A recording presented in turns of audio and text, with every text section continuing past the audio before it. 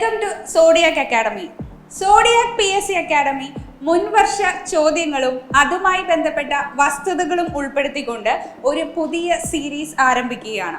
ഈ സീരീസിൽ വരാൻ പോകുന്ന LDC, LGS പരീക്ഷകൾക്ക് പ്രയോജനകരമാകുന്ന രീതിയിലുള്ള ക്ലാസ്സുകളായിരിക്കും ഉണ്ടായിരിക്കുക. ഇന്ന് ഈ ക്ലാസ്സിൽ ഡിസ്കസ് ചെയ്യാൻ പോകുന്നത് ഖാദി ബോർഡ് LDCയുടെ സയൻസ് ക്വസ്റ്റ്യൻസ് ആണ്. എല്ലാവർക്കും ഒരിക്കൽ കൂടി സ്വാഗതം. ഖാദി ബോർഡ് LDCയുടെ പ്രിലിംസ് സ്റ്റേജ് 1-ൽ നടന്ന സയൻസ് ക്വസ്റ്റ്യൻ ആണ് ഇന്നത്തെ ക്ലാസ്സിൽ. ഒന്നാമത്തെ ചോദ്യത്തിലേക്ക് പോകാം. ഒന്നാമത്തെ ചോദ്യം, ചുവടെ കൊടുത്തിരിക്കുന്നവയിൽ നിന്നും വായുവിലൂടെ പകരുന്ന രോഗങ്ങൾ തിരഞ്ഞെടുക്കുക.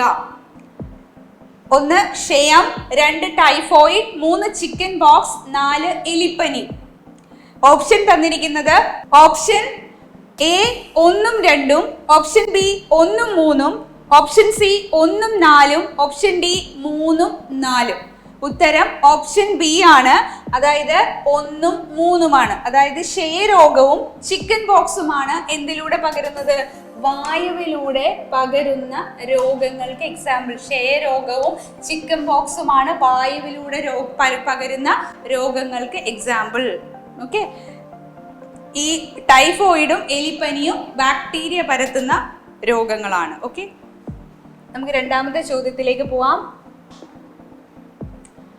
ആഹാര വസ്തുക്കൾ കടിച്ചു കീറാൻ സഹായിക്കുന്ന പല്ലേത്? ഓപ്ഷൻ A ചർവണകം, ഓപ്ഷൻ B ഉളിപ്പല്ല്, ഓപ്ഷൻ C കോമ്പല്ല്, ഓപ്ഷൻ D അഗ്രചർവണകം. ഈ ക്വസ്റ്റ്യൻ PSC ഡിലീറ്റഡ് ആണ്. അപ്പൊ നമുക്ക് അടുത്ത ചോദ്യത്തിലേക്ക് പോവാം. മൂന്നാമത്തെ ചോദ്യം, ലിംഗാധിഷ്ഠിത അക്രമ സാമൂഹിക ദുരുപയോഗത്തിന് ഇരയായവർക്കുള്ള മെഡിക്കൽ പരിചരണം എന്ന വിഷയത്തിൽ കേരള സർക്കാർ ആരംഭിച്ച പദ്ധതി ഏത് എന്നുള്ളതായിരുന്നു ചോദ്യം. ഒരിക്കൽ കൂടി പറഞ്ഞാൽ, ലിംഗാധിഷ്ഠിത അക്രമ സാമൂഹിക ദുരുപയോഗത്തിന് ഇരയായവർക്കുള്ള മെഡിക്കൽ പരിചരണം എന്ന വിഷയത്തിൽ കേരള സർക്കാർ ആരംഭിച്ച പദ്ധതി ഏത്? Option A Bhoomika, option B Niramaya, option C Samanwaya, option D Mritasanjeevani. ഉത്തരം ഭൂമികയാണ്. ലിംഗാധിഷ്ഠിത അക്രമ സാമൂഹിക ദുരുപയോഗത്തിന് ഇരയായവർക്കുള്ള മെഡിക്കൽ പരിചരണം എന്ന വിഷയത്തിൽ കേരള സർക്കാർ ആവിഷ്കരിച്ച പദ്ധതിയാണ് ഭൂമിക. അങ്ങനെയാണെന്നുണ്ടെങ്കിൽ ഈ ഓപ്ഷനിൽ പറഞ്ഞിരിക്കുന്ന ബാക്കി 3 നിരാമയ, സമന്വയ, മൃതസഞ്ജീവനി എന്താണെന്ന് നോക്കിയാൽ, മൃതസഞ്ജീവനി മസ്തിഷ്ക മരണം സംഭവിച്ചവരുടെ അവയവങ്ങൾ ദാനം ചെയ്യുന്നതിനുള്ള സംസ്ഥാന ആരോഗ്യ വകുപ്പ് പദ്ധതിയാണ്. മൃതസഞ്ജീവനി എന്ന് പറയുന്നത് മസ്തിഷ്ക മരണം സംഭവിച്ചവരുടെ അവയവങ്ങൾ ദാനം ചെയ്യുന്ന സംസ്ഥാന ആരോഗ്യ വകുപ്പിന്റെ പദ്ധതിയാണ് മൃതസഞ്ജീവനി. സമന്വയ എന്ന് പറയുന്നത് ട്രാൻസ്ജെൻഡേഴ്സിന് സമൂഹത്തിന്റെ മുഖ്യധാരയിലേക്ക് എത്തിക്കുവാനുള്ള സംസ്ഥാന സർക്കാരിന്റെ ഒരു പദ്ധതിയാണ്.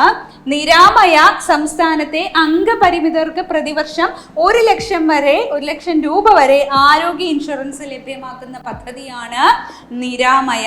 അങ്ങനെയാണെങ്കിൽ ഒന്നുകൂടി പറയാം, ഭൂമിക ലിംഗാധിഷ്ഠിത അക്രമ സാമൂഹിക ദുരുപയോഗത്തിന് ഇരയായവർക്കുള്ള മെഡിക്കൽ പരിചരണം എന്ന വിഷയത്തില് സംസ്ഥാന സർക്കാർ ആരംഭിച്ച പദ്ധതിയാണ്. മൃതസഞ്ജീവനി എന്ന് പറയുന്നത് മസ്തിഷ്ക മരണം സംഭവിച്ചവരുടെ അവയവങ്ങൾ ദാനം ചെയ്യുന്നതിനുള്ള അതിനു വേണ്ടിയിട്ട് ആരോഗ്യ വകുപ്പിന്റെ കീഴിലുള്ള പദ്ധതിയാണ്. സമന്വയ എന്ന് പറയുന്നത് ട്രാൻസ്ജെൻഡേഴ്സിനെ സമൂഹത്തിന്റെ മുഖ്യധാരയിലേക്ക് കൊണ്ടുവരിക എന്ന ഉദ്ദേശത്തോടു കൂടി നടപ്പിലാക്കിയ പദ്ധതിയാണ്. നിരാമയ ആവട്ടെ സംസ്ഥാനത്തെ അംഗപരിമിതർക്ക് പ്രതിവർഷം എത്ര രൂപ? 1 ലക്ഷം രൂപ വരെ ആരോഗ്യ ഇൻഷുറൻസ് ലഭ്യമാക്കുന്ന പരിപാടിയാണ്. ഓക്കെ, അല്ലെങ്കിൽ ആ ഒരു പദ്ധതിയാണ് നിരാമയ. ചോദ്യം മനസ്സിലായോ?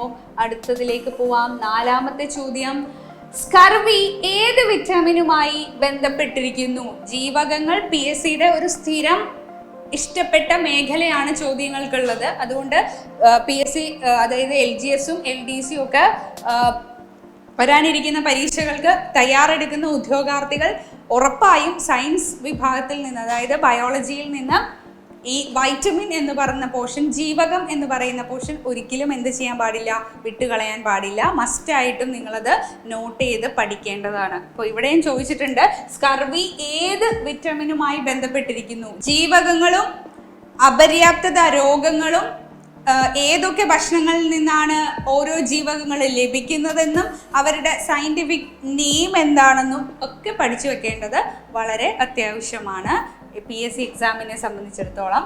അപ്പോൾ ഇവിടുത്തെ ചോദ്യം ഇതായിരുന്നു, സ്കർവി ഏത് വൈറ്റമിനുമായി ബന്ധപ്പെട്ടിരിക്കുന്നു എന്നുള്ളതാണ്. Option A vitamin A, option B vitamin B, option C vitamin C, option D vitamin D. വിറ്റമിനും വൈറ്റമിനും പ്രൊനൗൺസ് ചെയ്യാറുണ്ട്. വിറ്റാമിൻ സി ആണ് ഇവിടുത്തെ ആൻസർ. സ്കർവി എന്തുമായിട്ട് ബന്ധപ്പെട്ടിരിക്കുന്നു? വൈറ്റമിൻ സി ആയി, അല്ലെ വിറ്റാമിൻ സി, ജീവകം സിയുമായി ബന്ധപ്പെട്ടിരിക്കുന്നു. സ്കർവി വിറ്റാമിൻ സിയുടെ അഭാവത്തിൽ ഉണ്ടാകുന്ന രോഗമാണ്. ഓക്കെ, അങ്ങനെയാണെന്നുണ്ടെങ്കിൽ എന്തൊക്കെയാണ് വൈറ്റമിൻ സിയുടെ ബാക്കി പ്രത്യേകതകൾ നോക്കിയാൽ, ശരീരത്തിൽ ഇരുമ്പിന്റെ ആഗിരണം ഉത്തേജിപ്പിക്കുന്ന വൈറ്റമിൻ ആണ് എന്ത്? സി എന്ന് പറയുന്നത്. ശരീരത്തില് ഇപ്പൊ തന്നെ പഠിച്ചു വെച്ചോ, ശരീരത്തില് ഇരുമ്പിന്റെ ആഗിരണം ഉത്തേജിപ്പിക്കുന്ന വൈറ്റമിൻ ആണ് വൈറ്റമിൻ സി. പാകം ചെയ്താൽ നഷ്ടപ്പെടുന്ന വിറ്റാമിനുമാണ് എന്ത്? Vitamin C. വൈറ്റമിൻ സിയുടെ പ്രത്യേകത ശരീരത്തില് ഇരുമ്പിന്റെ ആഗിരണം ഉത്തേജിപ്പിക്കുന്നു. അതുപോലെ തന്നെ പാകം ചെയ്യുമ്പോൾ നഷ്ടപ്പെടുന്ന വൈറ്റമിനും എന്ത് തന്നെയാണ്? വൈറ്റമിൻ സി തന്നെയാണ്. മറ്റൊരു പ്രത്യേകത, കൃത്രിമമായി നിർമ്മിച്ച ആദ്യ ജീവകവും എന്ത് തന്നെയാണ്? വൈറ്റമിൻ സി ആണ്.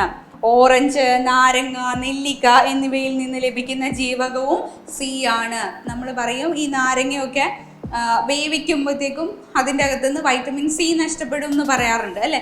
അപ്പോൾ വേവിക്കുമ്പോൾ, അതായത് നമ്മൾ പാകം ചെയ്യുന്നതിനനുസരിച്ച് നഷ്ടപ്പെടുന്ന ഒരു വൈറ്റമിൻ ആണ് എന്ത്? വൈറ്റമിൻ സി എന്ന് പറയുന്നത്. ഏതിലൊക്കെയാണ് ഉള്ളത്? ഓറഞ്ചിലുണ്ട്, നാരങ്ങയുണ്ട്, നെല്ലിക്കയിലൊക്കെ വൈറ്റമിൻ സി സുലഭമാണ്. ഓക്കെ, ഇനി രോഗപ്രതിരോധ ശേഷി, യുവത്വം നിലനിർത്തൽ, ത്വക്ക്, മോണ, രക്തകോശങ്ങൾ എന്നിവയുടെ ആരോഗ്യ സംരക്ഷണം തുടങ്ങിയവയെല്ലാം ചെയ്യുന്നത് ആരാണ്? ആരുടെ ധർമ്മത്തിൽപ്പെടും?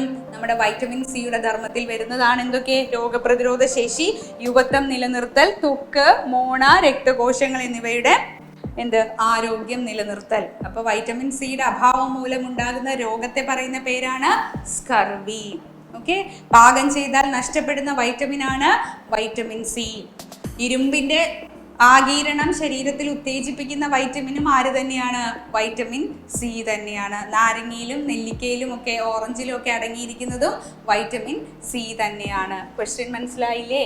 അടുത്ത ചോദ്യത്തിലേക്ക് പോവാം. അഞ്ചാമത്തെ ചോദ്യം, രക്തത്തിലെ ദ്രാവക ഭാഗം ഏത് പേരിൽ അറിയപ്പെടുന്നു? അഞ്ചാമത്തെ ചോദ്യം, രക്തത്തിലെ ദ്രാവക ഭാഗം ഏത് പേരിൽ അറിയപ്പെടുന്നു? Option A haemoglobin, option B കോശദ്രവ്യം, option C ribosome, option D plasma. നമുക്ക് അറിയാവുന്നതാണ്, രക്തത്തിലെ ദ്രാവക ഭാഗം അറിയപ്പെടുന്നത് എന്ത് പേരിലാണ്? പ്ലാസ്മ. രക്തത്തിലെ ദ്രാവക ഭാഗം അറിയപ്പെടുന്നത് പ്ലാസ്മ. ഓക്കെ, ഇങ്ങനെയാണ്. എന്തെങ്കിലും പ്ലാസ്മയെ പറ്റി കൂടുതൽ നോക്കിയാൽ, രക്തത്തിലെ പ്ലാസ്മയുടെ അളവ് ഏകദേശം 55% രക്തത്തിൽ എന്താ ഉള്ളത്? പ്ലാസ്മയാണുള്ളത്. പ്ലാസ്മയ്ക്ക് ഏകദേശം ഒരു ഇളം മഞ്ഞ നിറമാണുള്ളത്.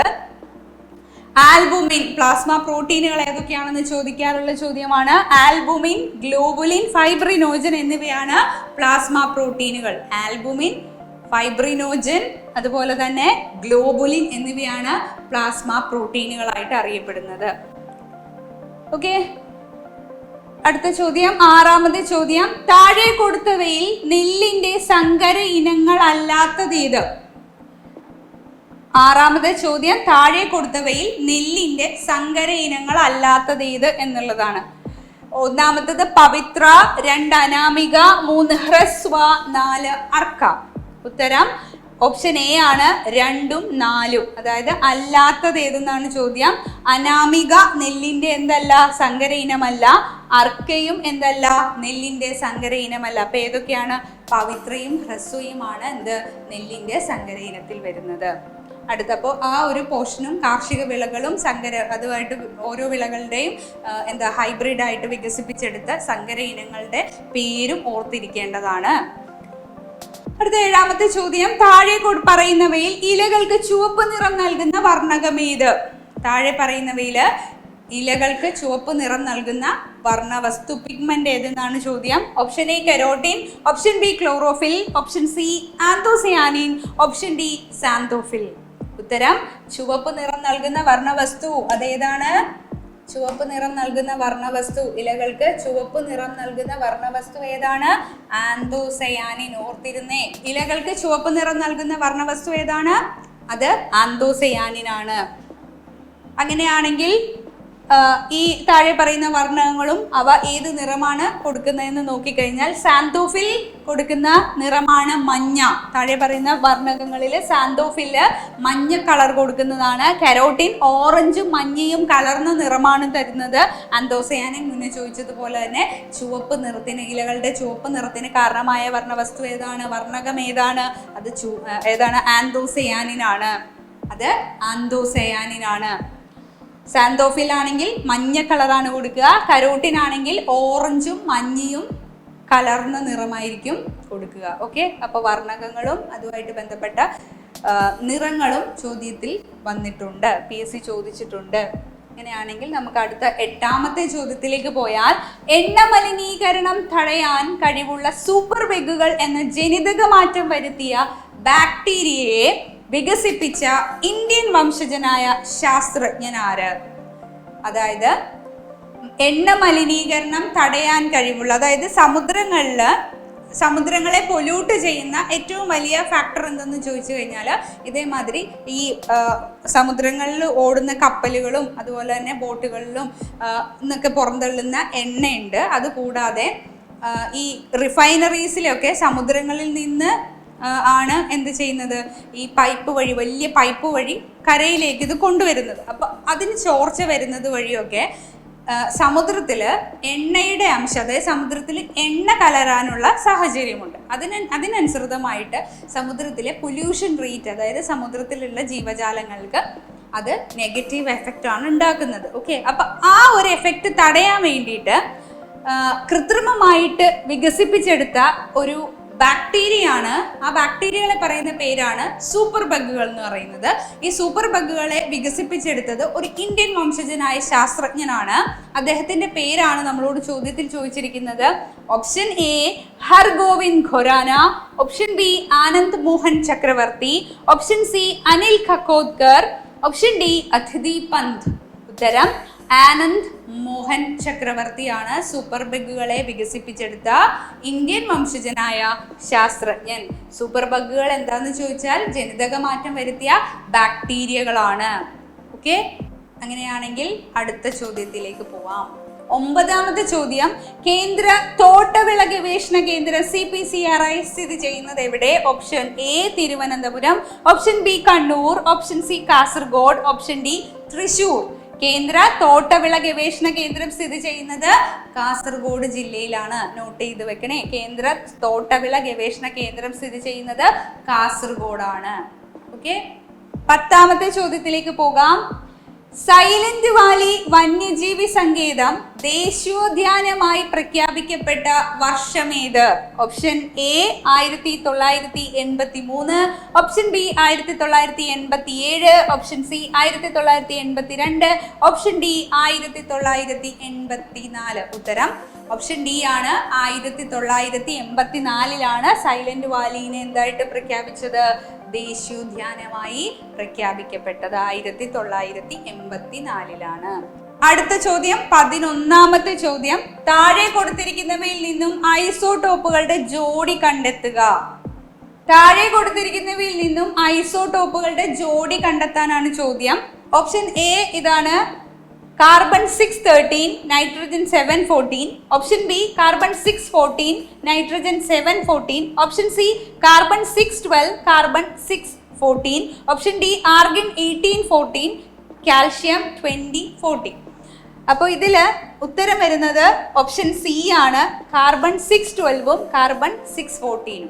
അപ്പൊ എന്താണ് ഐസോടോപ്പ് എന്ന് പറഞ്ഞാൽ ഈ താഴെ കാണിച്ചിരിക്കുന്ന ഈ കാർബണിന്റെ ഇവിടെ എഴുതിയാല് കാർബൺ 612 കാർബൺ 614 ആണ്. അപ്പൊ നോക്കൂ, ഇത് ആറ്റത്തിന്റെ അറ്റോമിക് നമ്പർ ആണ്.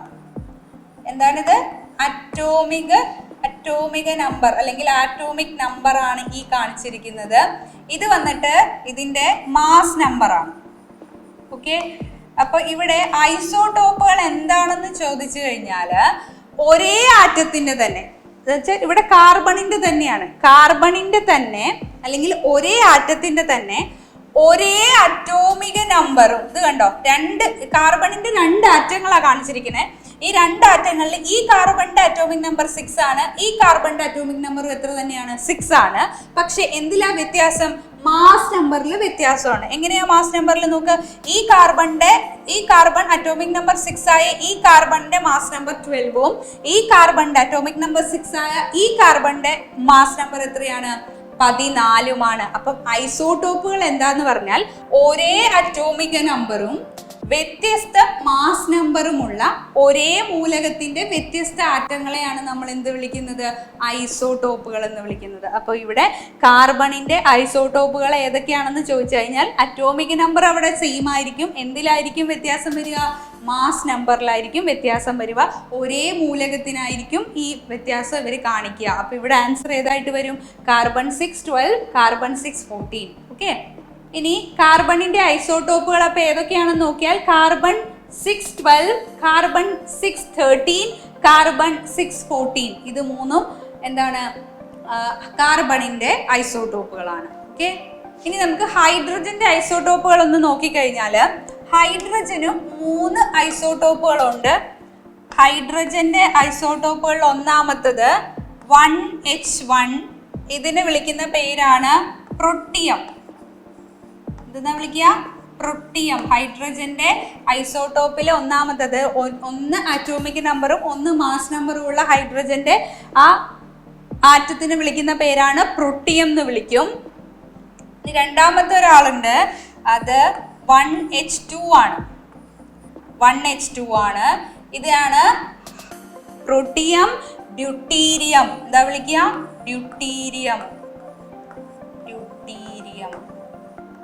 ഡ്യൂട്ടീരിയം. ഇത് ഹൈഡ്രജന്റെ രണ്ടാമത്തെ ഐസോടോപ്പ്.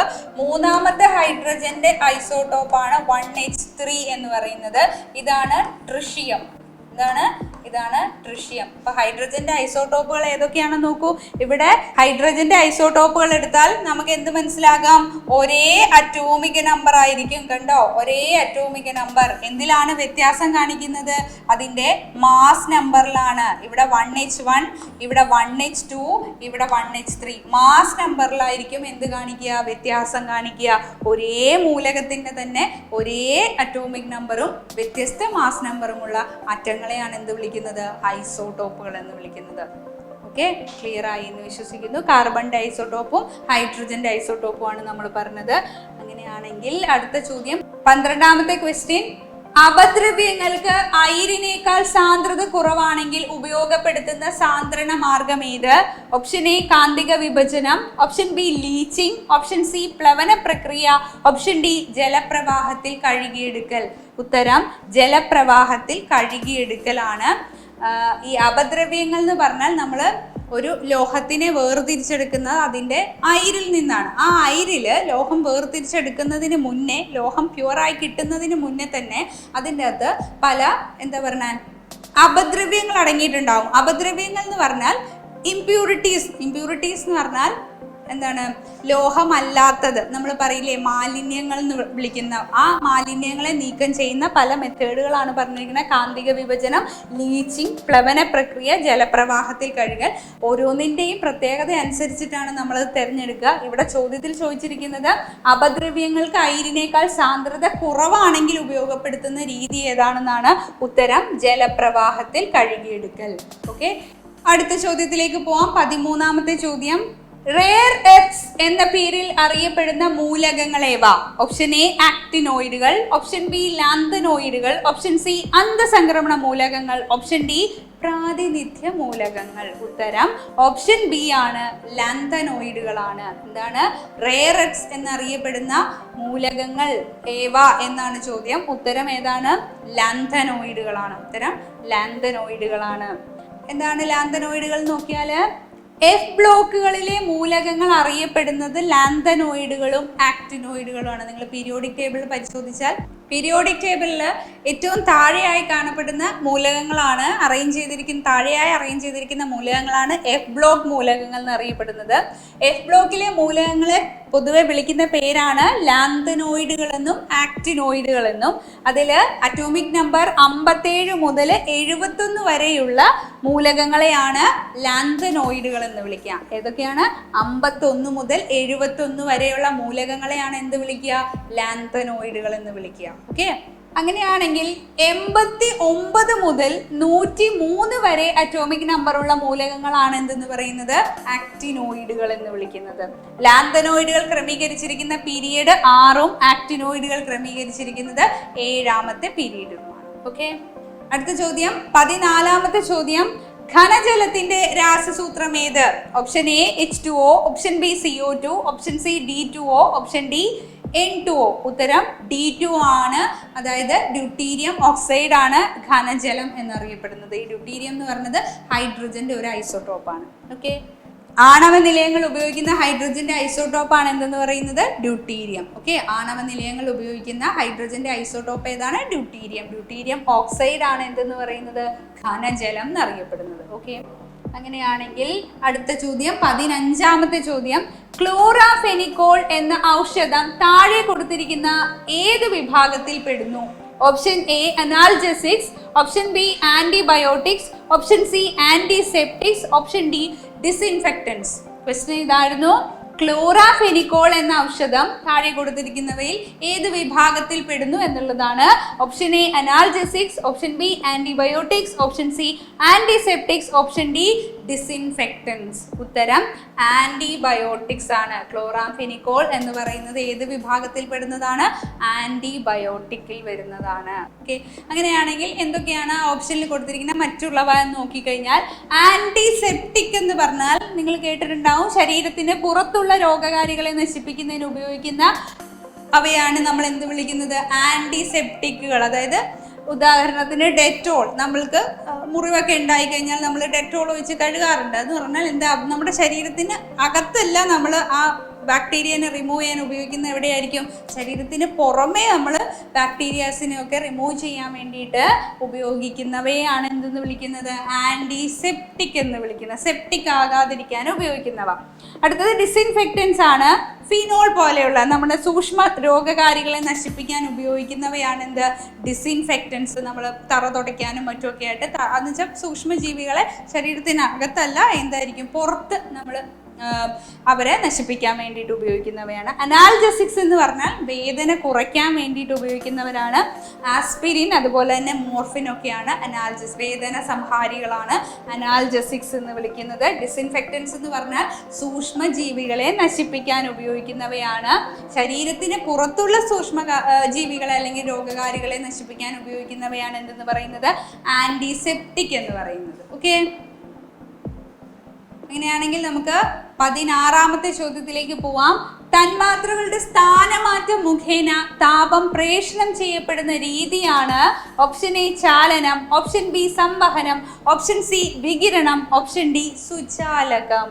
ഉത്തരം സംവഹനമാണ്. എന്താ പ്രത്യേകത? തന്മാത്രകളുടെ സ്ഥാനമാറ്റം മുഖേന താപപ്രേഷണം ചെയ്യപ്പെടുന്ന രീതിയാണ്. താപപ്രേക്ഷണം, താപം സഞ്ചരിക്കുന്ന രീതികൾ ഏതൊക്കെയാണ്? ഏതൊക്കെ രീതികളിലാണ് താപപ്രേഷണം നടക്കുന്നത്? ചാലനമുണ്ട്, സംവഹനമുണ്ട്, വികിരണമുണ്ട്. എന്താണ് ഈ ചാലനം എന്ന് പറഞ്ഞാൽ? തന്മാത്രകളുടെ സഞ്ചാരമില്ലാതെ അവയുടെ കമ്പനം മൂലം താപം ഒരു സ്ഥലത്ത് നിന്ന് മറ്റൊരു സ്ഥലത്തേക്ക് പ്രേഷണം ചെയ്യപ്പെടുന്ന രീതികളാണ് ചാലനത്തിൽ വരുന്നത്. അതായത് കമ്പനം ചെയ്യത്തുള്ളൂ, ഒരു സ്ഥലത്ത് നിന്ന് അങ്ങോട്ടും ഇങ്ങോട്ടും വൈബ്രേറ്റ് ചെയ്യുന്ന ആ വൈബ്രേഷന് മുഖേന എന്ത് ചെയ്യും? താപം സഞ്ചരിക്കുന്ന രീതിയാണ് എന്തെന്ന് പറയുന്നത്? ചാലനം എന്ന് പറയുന്നത്. വികിരണം എന്ന് പറഞ്ഞാൽ മാധ്യമത്തിന്റെ സഹായമില്ലാതെ നടക്കുന്ന ആ ഒരു താപപ്രേഷണ രീതിയാണ്. സൂര്യനിൽ നിന്നൊക്കെയുള്ള താപം നമ്മുടെ ഇവിടേക്ക് എത്തുന്നത്, ഭൂമിയിലേക്ക് എത്തുന്നതൊക്കെ വികിരണം എന്ന് പറയുന്ന താപപ്രേഷണത്തിന്റെ ടെക്നിക്ക് ഉപയോഗിച്ചാണ്. വികിരണം എന്ന് പറഞ്ഞാൽ മാധ്യമത്തിന്റെ സഹായങ്ങളൊന്നും വേണ്ട, നേരിട്ട് താപത്തിന് പ്രവഹിക്കാൻ പറ്റും. സൂര്യനിൽ നിന്ന് താപം ഭൂമിയിലേക്ക് എത്തുന്നതൊക്കെ ഏത് രീതിയിലാണ്? വികിരണത്തിന്റെ രൂപത്തിലാണ്. ഓക്കെ, അത് ലാസ്റ്റ് നമ്മൾ ആദ്യം ചോദ്യത്തിൽ പറഞ്ഞ സംവഹനം ദ്രാവകങ്ങളിൽ നടക്കുന്ന ഒരു ദ്രാവകങ്ങളിലാണ് പ്രധാനമായിട്ടും എന്ത് നടക്കുക? സംവഹനം നടക്കുക. ദ്രാവകങ്ങളിലും നടക്കുന്ന ഒരു താപപ്രേഷണ രീതിയാണ് എന്തെന്ന് പറയുന്നത്? സംവഹനം എന്ന് പറയുന്നത്. ഓക്കെ, അപ്പൊ സംവഹനം എന്താന്ന് മനസ്സിലായോ? സംവഹനം തന്മാത്രകളുടെ സ്ഥാനമാറ്റം മുഖേനയാണ്. ചാലനത്തിൽ സ്ഥാനമാറ്റമില്ല, മാധ്യമത്തിന്റെ സഹായം ഇല്ലാതെ നടക്കുന്നതാണ് വികിരണം എന്ന് പറയുന്നത്. ഓക്കെ, അടുത്ത ചോദ്യം 17ാമത്തെ ചോദ്യം. താഴെ തന്നിരിക്കുന്നവയിൽ പാരമ്പര്യ ഊർജ്ജ സ്രോതസ് ഏതാണ്? ഓപ്ഷൻ എ കാറ്റ്, ഓപ്ഷൻ ബി തിരമാല, ഓപ്ഷൻ സി മണ്ണെണ്ണ, ഓപ്ഷൻ ഡി സൗരോർജം. ഉത്തരം മണ്ണെണ്ണയാണ്. ബാക്കിയെല്ലാം കാറ്റ്, തിരമാല, സൗരോർജം. അപ്പോൾ അവയൊന്ന് പാരമ്പര്യ ഊർജ്ജ സ്രോതസ് അല്ല. ഏത് മാത്രമാണ്? മണ്ണെണ്ണയാണ്. ഓക്കെ, എന്താണ് ഈ പാരമ്പര്യ ഊർജ്ജ സ്രോതസ്സുകൾ എന്ന് നോക്കിയാൽ, പാരമ്പര്യ ഊർജ്ജ സ്രോതസ്സുകൾ വളരെ കാലമായിട്ട് ഉപയോഗത്തിൽ ഇരിക്കുന്നവയാണ്. ഇവർ പുനഃസ്ഥാപിക്കപ്പെടാൻ കഴിയാത്തവയാണ്. പുനഃസ്ഥാപിക്കപ്പെടാൻ കഴിയാത്തത് എന്ന് പറഞ്ഞാൽ ഇവരുടെ ഉപയോഗം കൂടുന്നതിനനുസരിച്ച്, അല്ലെങ്കിൽ ഇവരുടെ ഉപയോഗിക്കാൻ കഴിയാത്ത രീതിയിൽ എന്ത് ചെയ്യാം, ഇവര് തീർന്നു പോയേക്കാം. അങ്ങനത്തെയുള്ള ഊർജ്ജ സ്രോതസ്സുകളെയാണ് നമ്മൾ എന്ത് വിളിക്കുന്നത്?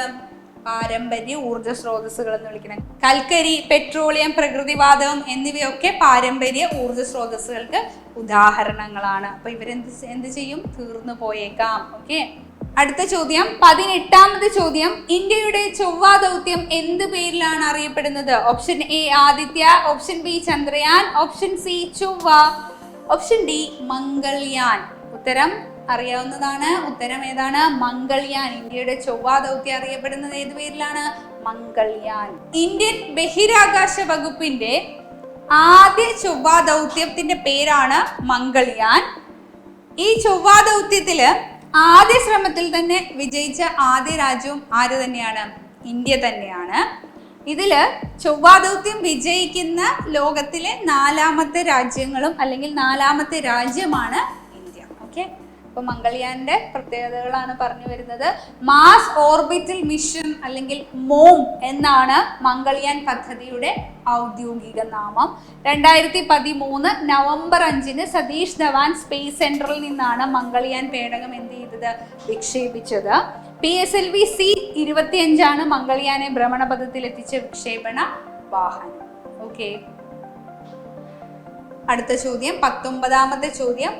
പ്രകാശം ഒരു മാധ്യമത്തിൽ നിന്ന് വ്യത്യസ്തമായ മറ്റൊരു മാധ്യമത്തിലേക്ക് കടക്കുമ്പോൾ അതിന്റെ പാതയ്ക്ക് വ്യതിയാനം സംഭവിക്കുന്നു. ഈ പ്രതിഭാസത്തിന് പറയുന്ന പേരെന്ത്? ഓപ്ഷൻ എ അപവർത്തനം, ഓപ്ഷൻ ബി പ്രതിപതനം, ഓപ്ഷൻ സി പ്രകീർണനം, ഓപ്ഷൻ ഡി വർണ്ണം. ഉത്തരം ഓപ്ഷൻ എ അപവർത്തനമാണ്. അതായത് സാന്ദ്രത വ്യത്യാസമുള്ള 2 മാധ്യമങ്ങൾക്കിടയിലൂടെ പ്രകാശം സഞ്ചരിക്കുമ്പോൾ അതിന്റെ പാതയ്ക്കുണ്ടാകുന്ന വ്യതിയാനത്തിനെയാണ് നമ്മൾ എന്ത് വിളിക്കുന്നത്? അപവർത്തനം എന്ന് വിളിക്കുന്നത്. നക്ഷത്രങ്ങളൊക്കെ മിന്നി തിളങ്ങുന്നതിനൊക്കെ കാരണം എന്താണ്? അപവർത്തനമാണ്. ഓക്കെ, അടുത്ത ചോദ്യം 20ാമത്തെ ചോദ്യം. ഒരു വസ്തുവിന്റെ സ്വന്തം അക്ഷത്തെ അടിസ്ഥാനമാക്കിയുള്ള ചലനമാണ് ഓപ്ഷൻ എ പരിക്രമണം, ഓപ്ഷൻ ബി ഭ്രമണം, ഓപ്ഷൻ സി വർത്തുള ചലനം, ഓപ്ഷൻ ഡി നേർരേഖാ ചലനം. എന്താണ്? സ്വന്തം അക്ഷത്തെ അടിസ്ഥാനമാക്കി ഉള്ള ചലനത്തെ വിളിക്കുന്ന പേരെന്താണ്? ഭൂമിയുടെ കറക്കമൊക്കെ എന്താണ്? സ്വന്തം അക്ഷത്തെ അടിസ്ഥാനമാക്കിയാണ്. അപ്പൊ ഉത്തരം ഏതാണ്? ഭ്രമണം. ഉത്തരം ഓപ്ഷൻ ബി ഭ്രമണമാണ്. കറങ്ങുന്ന വസ്തുവിന്റെ അക്ഷം വസ്തുവിനുള്ളിൽ തന്നെ വരുന്ന രീതിയിലുള്ള ചലനമാണ് എന്തെന്ന് പറയുന്നത്? ഭ്രമണം ചലനം എന്ന് പറയുന്നത്. ഭൂമിയുടെ ഭ്രമണ ദിശ പടിഞ്ഞാറ് നിന്ന് കിഴക്കോട്ടാണ്. ഭൂമിയിൽ പകലും രാത്രിയും മാറി മാറി അനുഭവപ്പെടാനുള്ള കാരണവും എന്ത് തന്നെയാണ്? ഭ്രമണമാണ്. ഒരു ഭ്രമണം പൂർത്തിയാക്കാൻ ഭൂമിക്ക് വേണ്ടത് 23 മണിക്കൂർ 56 മിനിറ്റ് 4 സെക്കൻഡാണ്. ഓക്കെ, ഇത്രയുമാണ് സ്റ്റേജ് 1 LDC പ്രിലിംസിന്റെ സയൻസ് ക്വസ്റ്റ്യൻസ് ഉണ്ടായിരുന്നത്. Thank you.